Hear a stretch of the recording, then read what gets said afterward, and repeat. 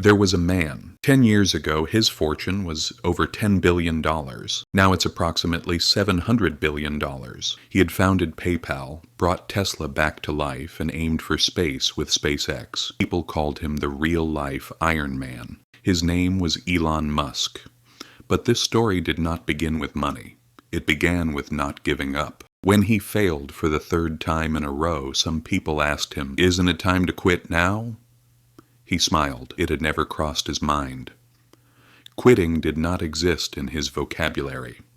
He said that for him to give up, he would have to be dead or completely incapacitated. That was what kept him standing. According to Elon, the most important thing a person could do in life was to truly love the work they did. Because no matter how good you were, failure was always possible.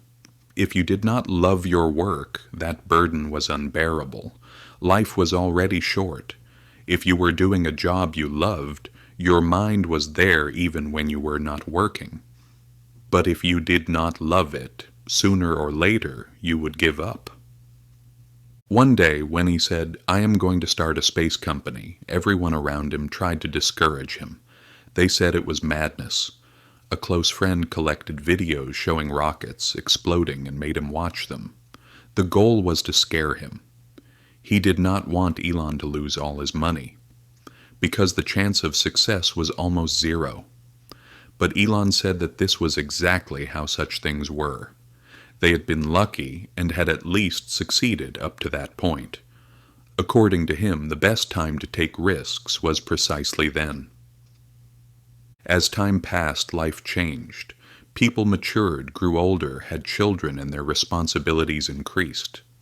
At some point, you had to make decisions not just for yourself, but for your family as well. Taking risks became increasingly difficult in ways you could not predict. That was why you had to be brave before responsibilities weighed on your shoulders. Elon always told people this: take risks now. Do something bold, rather than regretting it later. One day they asked him, "Did you really think you would succeed by starting a car company?" His answer was honest: no. He did not think Tesla would succeed. He thought they would most likely fail. But at least he believed they could break the perception that electric cars were ugly, slow, and boring. Even that was worth trying. They pressed him. "If you thought you would fail, why did you try?"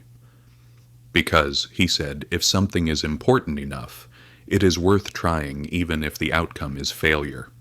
They focused on the signal, not the noise. Many companies spent money on things that did not actually improve the product. Tesla never did that. They invested not in show, but in R&D, production, and design. Their goal was to make the car as good as possible. According to him, this was the right path. Elon constantly asked one question: does what we are doing really make the product better? If the answer was no, he stopped doing it. He used the same perspective when hiring people. In interviews, he asked them about the problems they were trying to solve.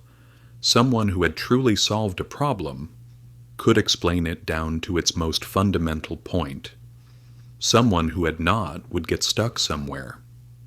Because a person who had truly struggled with the problem would never forget it. He said that the most important thing when starting a company was people. You either had to join a great team you respected, or if you were starting your own company, you had to bring such people together. Because a company was essentially just people who came together to create a product or a service. Success was determined by how talented those people were, how hard they worked, and how much they were looking in the same direction. And the product had to be truly great, especially if you were entering a market with established competitors. Being a little better was not enough. When you asked yourself as a consumer, "Why should I buy this?" you needed to have a strong answer. Most entrepreneurs made mistakes here. They thought being a little better was sufficient. But if you wanted to succeed, you had to do much better. The price of this was working very hard. Elon learned this not in theory, but by living it. When he and his brother started their first company, instead of renting a house, they rented a small office. They slept on the couch. They showered at the YMCA. They had a single computer. During the day, the site was live, and at night, Elon wrote code 7 days a week. When he hired someone for a while, that person also had to sleep in the office with him. The price of this was working very hard. Elon learned this not in theory, but by living it. When he and his brother started their first company, instead of renting a house, they rented a small office. They slept on the couch. They showered at the YMCA. They had a single computer. During the day, the site was live, and at night, Elon wrote code 7 days a week. When he hired someone for a while, that person also had to sleep in the office with him.